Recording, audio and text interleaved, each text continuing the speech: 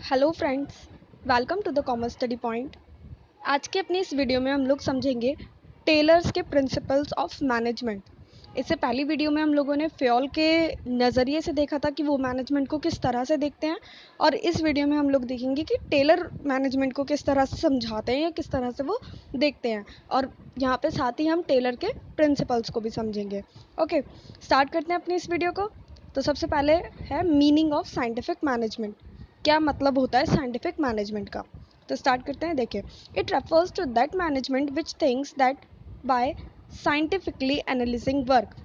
कोई भी scientific management किसी भी कंपनी के अंदर जो काम किया जा रहा है, ये बहुत ज़्यादा ज़रूरी है कि वो काम किस मैनर में किया जाए, एक साइंटिफिक मैनर में किया जाए, उसको प्रॉपर एनालिसिस किया जाए, ऑब्जर्व किया जाए, तब उस काम को किया जाना चाहिए। ये बहुत ज़्यादा ज़रूरी है किसी भी कंपनी की ग्रोथ के लिए। तो टेलर बोलते हैं कि किसी भी काम को करने का जब कंपनी बेस्ट से बेस्ट तरीका निकाल लेती है तो वो कंपनी डेफिनेटली ग्रो करती है। मतलब अगर आप कोई काम कर रहे हैं तो उसके बहुत सारे अल्टरनेटिव्स बनाइए और उसमें से जो बेस्ट वे है, बहुत ज़्यादा अच्छा तरीका आप उस काम को करने का निकालिए, ताकि जो काम है वो बहुत ज़्यादा ईजी बन जाए, क्विकली वो परफॉर्म किया जा सके। Okay, father of scientific management, यहाँ पर एक बात ये भी याद रखने की है कि कौन है फादर साइंटिफिक मैनेजमेंट के? टेलर। ओके, ये बात आप याद रखना कि साइंटिफिक मैनेजमेंट के फादर कौन है? टेलर। तो father of scientific management Frederick Winslow Taylor. क्या नाम है पूरा टेलर का? Frederick Winslow Taylor. Said that, वो कहते हैं, बिफोर कमेंसिंग एनी वर्क, जब भी आप कोई काम शुरू करने जा रहे हैं तो उससे पहले उस काम को एनालिस करना बहुत ज़्यादा ज़रूरी है। तो अगर आप किसी काम को लेकर कोई डिसीजन लेना चाहते हैं, इंस्टेंट डिसीजन भी आपको लेना पड़ रहा है, तो उसके लिए ज़रूरी है कि पहले आप एनालिसिस कर लीजिए कि वो काम कैसा है, उसे आपको किस तरह से परफॉर्म करना है, उसमें प्रॉफिट मार्जिन कितना है, वो काम कितना चलेगा, तभी आप उसके रिगार्डिंग कोई भी डिसीजन लीजिए। तो बस साइंटिफिक मैनेजमेंट का मीनिंग सिर्फ इतना ही था कि किसी भी काम को परफॉर्म करने से पहले उसके बारे में एनालिसिस किया जाना चाहिए, और वो काम एक सिस्टमैटिक तरीके से होना चाहिए, ताकि जो काम है वो और भी ज़्यादा ईजी बन जाए और क्विक मैथड में परफॉर्म किया जा सकेगा। ओके, आगे देख लेते हैं इसके कुछ फीचर्स। तो ये हैं फीचर्स ऑफ साइंटिफिक मैनेजमेंट। ये हर जगह मैनेजमेंट में एम की जगह एन हो गया है, तो आप लोग इसको देख लेना, एम आएगा यहाँ पे। ओके, तो features of scientific management, first है हमारा सिस्टमैटिक अप्रोच। वही जो मैंने आपको ऑलरेडी बताया है कि जो भी काम है किसी कंपनी में वो एक सिस्टम के तरीके से होना चाहिए, एक सिस्टमैटिक वे में होना चाहिए।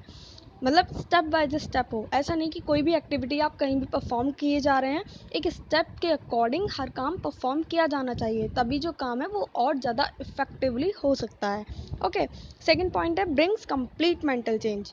टेलर बोलते हैं कि किसी भी कंपनी में ये ऑनर्स की और एम्प्लॉयज़ की जिम्मेदारी बनती है कि वो अपनी मेंटलिटी को थोड़ा सा चेंज करें किसी भी पर्टिकुलर वर्क को लेकर।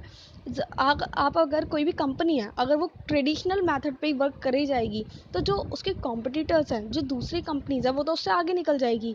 क्यों? क्योंकि वो एक मॉडर्न टेक्निक्स अडॉप्ट कर रही है। तो एक कंप्लीट मेंटल चेंज लाना बहुत ज़्यादा ज़रूरी है कि आप पुरानी चीज़ों को छोड़ करके नया कुछ सोचें, अपने मेंटली अपने आप को चेंज करें, प्रिपेयर रखें। ओके, थर्ड आता है डिस्कार्ड द ट्रेडिशनल मैनेजमेंट। ये मैंने आपको ऑलरेडी बताया कि ट्रेडिशनल मैनेजमेंट को ख़त्म करके हमेशा कुछ नया तरीका अपनाया जाना चाहिए कंपनी में। वहीं मतलब वही कंपनी ग्रो कर सकती है जिसके अंदर हमेशा कुछ ना कुछ नई टेक्निक्स अपनाई जा रही हों, क्योंकि कस्टमर को हमेशा कुछ नया चाहिए। तो उसके लिए बहुत ज़्यादा ज़रूरी है कि कंपनीज़ भी अपने आप को उस अकॉर्डिंगली प्रिपेयर कर लें, क्योंकि अगर कॉम्पिटिटर्स उस अकॉर्डिंगली चल रहे हैं और आप नहीं चल रहे हैं तो आप वहीं रह जाएंगे। हम अपनी डेली लाइफ में भी देखते हैं, या हम कोई भी काम कर रहे हैं तो हमें चाहिए कि हम कुछ नया करें, राइट? तो ये है कि डिस्कार्ड ट्रेडिशनल मैनेजमेंट को डिस्कार्ड करके आप क्या कीजिए, एक नई टेक्निक्स को अडॉप्ट कीजिए time to time, according to environment, according to the demand of customer. Okay, next point आता है require strict observance of rule. देखिए, टेलर का मानना है कि कंपनी में जितने भी रूल्स बनाए गए हैं, कंपनी ने जितने भी रूल्स एस्टेब्लिश किए हैं, बहुत ज़्यादा ज़रूरी है कि कंपनी के ऑनर और उसके एम्प्लॉयज़ दोनों ही उस रूल्स को प्रॉपरली फॉलो करें। क्योंकि जितने भी रूल बनाए जाते हैं मैनेजमेंट के, या हम कहें जितने भी प्रिंसिपल्स बनाए जाते हैं मैनेजमेंट के, वो कंप्लीट एक्सपेरिमेंट करने के बाद बनाए जाते हैं। तो इसलिए ये बहुत ज़्यादा ज़रूरी है कि हर एक एम्प्लॉय और प्लस ऑनर सभी लोग उस रूल्स को प्रॉपरली फॉलो करें। अगर उन रूल्स को फॉलो नहीं किया जाएगा तो कंपनी की ग्रो करना भी बहुत ज़्यादा मुश्किल का काम हो जाएगा। तो बहुत ज़्यादा ज़रूरी है कि स्ट्रिक्टली उन चीज़ों को फॉलो किया जाए। ओके, लास्ट पॉइंट देख लेते हैं, improve the efficiency of worker.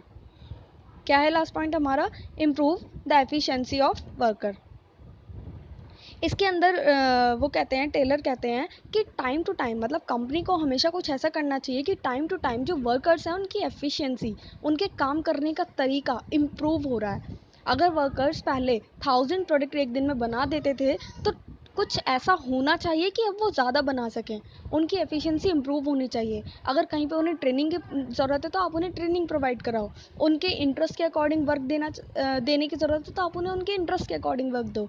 अगर किसी भी वर्कर को उसके इंटरेस्ट के अकॉर्डिंग वर्क दिया जाएगा तो वो और एफिशिएंटली उसको कर सकता है। तो ये बहुत ज़रूरी है कि किसी भी तरीके से आपको करना पड़े तो आप करिए, लेकिन वर्कर्स की एफिशिएंसी इम्प्रूव होनी ही चाहिए, तभी ही कोई कंपनी ग्रो कर सकती है और तभी ये माना जा सकता है कि उस कंपनी का मैनेजमेंट बहुत अच्छा है। तो ये थे कुछ फीचर्स, ये सारे आपके उसके ही हैं, साइंटिफिक मैनेजमेंट के, मतलब एक अच्छा मैनेजमेंट किस तरह का होना चाहिए, तो ये उस सब के फीचर्स हैं। अगर इन सब चीज़ों को एक कंपनी फॉलो करती है तो कहीं ना कहीं कंपनी की ग्रो पॉसिबल हो पाती है। ओके, अब हम देख लेते हैं टेलर के प्रिंसिपल्स ऑफ मैनेजमेंट। जो टेलर ने प्रिंसिपल्स दिए हैं, हमने फ्योल के तो पढ़ लिए थे, अब यहाँ पे हम पढ़ेंगे टेलर के। टेलर के केवल 4 प्रिंसिपल्स हैं, जबकि फ्योल के ज़्यादा थे। ओके, आप लोग इनको बहुत ध्यान से करना, क्योंकि कई बार क्या हो जाता है, हमारे माइंड में चीज़ें मिक्स हो जाती हैं, हमें नहीं समझ आता फ्योल का कौन सा था या टेलर का कौन सा था। तो इसलिए ध्यान से करना, और अभी से थोड़ा सा रिवीजन भी स्टार्ट कर देना। केस स्टडीज़ वगैरह करोगे तो अभी से कर देना, एक साथ मत करना। ओके, तो ये मैं आपको एक बार बता देती हूँ, principles of scientific management. First है, science is not a rule of thumb. Taylor बोलते हैं कि science is not a rule of thumb, मतलब ज़रूरी नहीं है कि आप, नॉट रूल ऑफ थंब मतलब कि आप उसी टेक्निक को अपनाकर मत चलिए आगे। ज़रूरी नहीं है कि आप पुराने ट्रेडिशनल मेथड्स को अपनाए जा रहे हैं और उस अकॉर्डिंगली आप ग्रो कर जाएंगे। तो ये कोई रूल नहीं है कि आपने जो एक बार टेक्निक्स ले ली आप उसी पर चलिए। According to environment, according to the demand of customer, आप खुद को चेंज करिए, अपनी टेक्निक्स को चेंज करिए। तो एक पुराने मेथड पर मत टिके रहिए। तो इन्होंने यहाँ पे ये बोला है। ओके, सेकेंड है, हारमोनी नॉट डिस्कॉर्ड। इन्होंने यहाँ पे ये बोला है, टेलर मानते हैं कि किसी भी कंपनी के अंदर हमेशा एम्प्लॉय और ऑनर दोनों के अंदर इस चीज़ को लेकर बिल्कुल भी जैसे कई बार हो जाता है ना, ऑनर्स को अपने अंदर एक घमंड टाइप से आ जाता है कि भाई हम हैं यहाँ के ऑनर, और अगर हम ही नहीं है तो एम्प्लॉयज़ क्या कर लेंगे। मतलब एक दूसरे के प्रति कभी भी दोनों के मन में ये नहीं आना चाहिए कि हमारे बिना तो इनका काम ही नहीं चल सकता।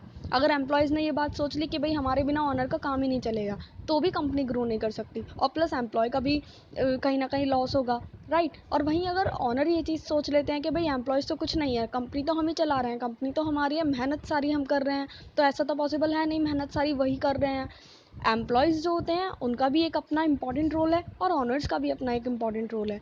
अगर बात करें पॉलिसीज़ बनाने की तो वहाँ पे ऑनर्स की ज़रूरत है, अगर बात करें प्रोडक्शन की तो वहाँ पे एम्प्लॉयज़ की ज़रूरत है, लेबर की ज़रूरत है। तो दोनों ही अपने आप में इंपॉर्टेंट हैं, इसलिए दोनों के माइंड में कभी भी ये नहीं आना चाहिए कि हम ही सारा काम कर रहे हैं या हम ही ज़्यादा इंपॉर्टेंट है या हमारे बिना उसका काम नहीं चलेगा। तो ये चीज़ एक कंपनी को हमेशा लॉस में जाती है, तो ये चीज़ नहीं होनी चाहिए। ये प्रिंसिपल दिया था टेलर ने। ओके, थर्ड प्रिंसिपल में टेलर बोलते हैं, कॉपरेशन नॉट इंडिविजुअलिज्म। मतलब कॉपरेशन कोई एक सिंगल इंडिविजुअल नहीं कर सकता। सिंगल इंडिविजुअल मतलब कोई एक अकेला पर्सन, कोई एक अकेला इंसान कभी भी कॉपरेशन नहीं कर सकता। आप खुद सोच कर चलिए, आप किसी आपके कोई फ्रेंड है, आप उसके साथ कॉपरेट करके चल रहे हैं हर चीज़ में, लेकिन वो आपके साथ ज़रा सा भी कॉपरेट करने के लिए तैयार नहीं है, तो क्या ये पॉसिबल होगा कि आप भी कर पाएंगे? जब वो नहीं करेगा तो क्या केवल आपके करने से तो नहीं हो सकता। अब ये तो पॉसिबल है नहीं कि हर बार आप ही कॉपरेट कर लेंगे।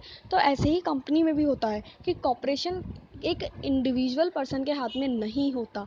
ये चीज़ दोनों को समझनी होती है, सारे लोगों को समझने की ज़रूरत होती है। तो कॉपरेशन हर एक को करना चाहिए एक दूसरे के साथ, अगर आप किसी एक पर्टिकुलर फील्ड में वर्क कर रहे हैं। जैसे कि कई बार क्लासेस में हो जाता है, ग्रुप बन जाते हैं, तो ग्रुप्स में सब एक दूसरे के साथ कॉपरेट करते हैं तभी तो वर्क हो पाता है। जब ग्रुप असाइनमेंट्स बनाने होते हैं तो तभी तो वो पूरा हो पाता है। अगर एक दूसरे के साथ कॉपरेट ही नहीं करेंगे तो कहाँ से वर्क होगा। तो अगर किसी कंपनी में कॉपरेट नहीं है, लोग एक दूसरे के साथ कॉपरेट नहीं कर रहे हैं, तो वो कंपनी कभी ग्रो नहीं कर सकती। तो बस टेलर इस प्रिंसिपल में यही कहते हैं कि हर कंपनी में हर इंडिविजुअल को एक दूसरे के साथ कॉपरेट करना पड़ता है और करना चाहिए, अगर वो कंपनी की ग्रोथ चाहते हैं तो। ओके, लास्ट पॉइंट समझ लेते हैं एक बार इसका। लास्ट पॉइंट है, development of each and every person to his her greatest efficiency and prosperity। यहाँ पे इसके अकॉर्डिंग टेलर बोलते हैं कि भाई आप अपने लेबर को, अपने एम्प्लॉयज़ को वही काम दो ना जिसका उसमें इंटरेस्ट है। अगर आप खुद सपोज करके चलो, अगर आपको कोई काम ऐसा मिल जाए जिसमें आपको मज़ा ही नहीं आ रहा करने में, बस आपको वो करना पड़ रहा है क्योंकि आपकी मजबूरी है, तो क्या आप उसे इफेक्टिवली कर पाएंगे? आज आप बिजनेस स्टडीज़ पढ़ रहे हैं, अगर आप इसमें इंटरेस्ट ही नहीं लेंगे तो कोई भी आपको कितना भी पढ़ा दे, चाहे आप मेरी वीडियोस देख के पढ़ लें या आप किसी और की वीडियोस देख के पढ़ रहे हैं या फिर आप क्लास में भी पढ़ रहे हैं, तो वो चीज़ आपको कभी समझ में नहीं आएगी। क्यों? क्योंकि आप उसमें इंटरेस्ट ही नहीं ले रहे हैं। अगर आपको इंटरेस्ट आएगा तभी तो आप वो चीज़ पढ़ पाओगे। तो ऐसे ही कंपनी में भी है कि अगर भाई आप किसी लेबर को, किसी एम्प्लॉय को कोई काम दे रहे हो तो उनके इंटरेस्ट के अकॉर्डिंग दो। अगर उन्हें इंटरेस्ट ही नहीं होगा तो वो काम कैसे करेंगे, राइट? तो हर एक एम्प्लॉय को, हर एक लेबर को उसकी एफिशिएंसी के अकॉर्डिंग और उसके इंटरेस्ट के अकॉर्डिंग वर्क दिया जाना चाहिए। वो जितना एबल हो उसे वो वर्क दिया जाए। ओके, तो फ्रेंड्स बस आज की वीडियो में यही था, प्रिंसिपल्स, फीचर्स एंड इसके मीनिंग। आई होप आपको ये बहुत अच्छे से समझ में आ गए होंगे। फिर भी अगर आपको कोई भी प्रॉब्लम हो ये या कोई भी ऐसा पॉइंट हो जो आपको नहीं समझ आया हो, नीचे कमेंट बॉक्स है, आप उसमें मुझे कमेंट सेक्शन में कमेंट करके ज़रूर पूछना। अदरवाइज़ आप मुझे इंस्टा पे भी मैसेज करके पूछ सकते हैं। आपको अबाउट सेक्शन में जाके इंस्टाग्राम का लिंक मिल जाएगा, आप वहाँ से मुझे इंस्टा पे फॉलो कर लेना और मुझे मैसेज करके पूछ लेना। और अदरवाइज़ आप कमेंट सेक्शन में पूछना चाहते हो तो आप वहाँ भी पूछ सकते हो, कोई प्रॉब्लम नहीं है। और कोई भी क्वेरी हो तो प्लीज़ ज़रूर पूछना, और वीडियो पसंद आए तो वीडियो को लाइक करें, शेयर करें अपने फ्रेंड्स के साथ, और चैनल को सब्सक्राइब ज़रूर कर लें ताकि आगे आने वाली वीडियोस आपको मिल जाएं। और उसके लिए बेल आइकन को प्रेस करना ना भूलें, अदरवाइज़ आप तक नोटिफिकेशन नहीं आ पाता जब भी कोई वीडियो आती है। तो अगर आप चाहते हैं कि आपको नोटिफिकेशन मिल जाए आगे की वीडियोज़ का, तो आप बेल आइकन को भी ज़रूर प्रेस कर देना। Thank you friends, thank you for watching.